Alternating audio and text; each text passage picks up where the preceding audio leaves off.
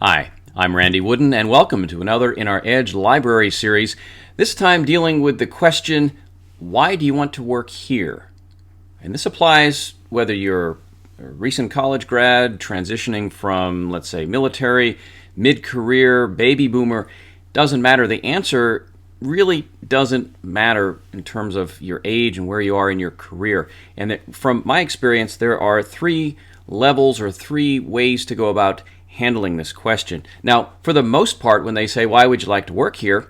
It means, why would you like to work for our company? And so most people would logically look back on any research they had done about the company that might talk about its growth, might talk about maybe awards that it's won or something that it's known for, perhaps a good reputation, maybe that sort of thing.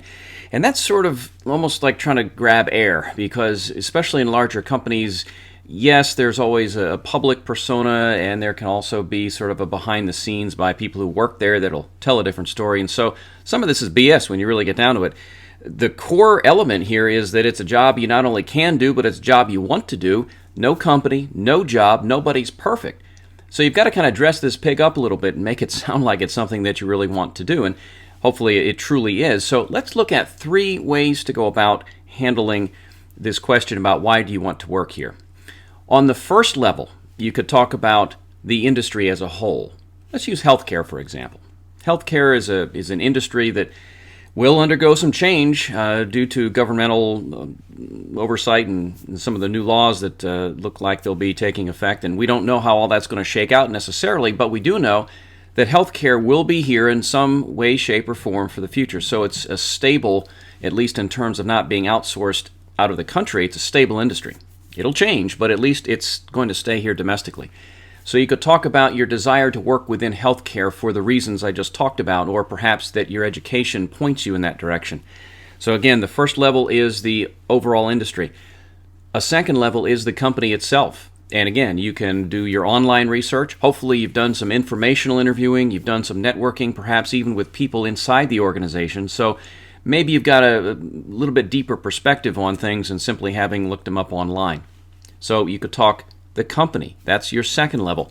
But here's a level that sometimes people really don't think to talk about, and that's the job content itself.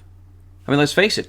If, let's say I am, and I could pick any title, let's say I'm a designer, let's say I'm an engineer, a design engineer. I could perform that function in any number of companies, perhaps even across industry lines, as long as the job is a job that I can do, I want to do, the pay is reasonable, the location is reasonable, there's a reasonable amount of stability in the company, all of those things. I don't really care where I work when you really get down to it. So you could talk about the job content and how it's a good match with your education, with your prior training, with your experience. Ideally, you'd like to be able to tie in all three of them. Tie in the industry, the specific company, and the job content.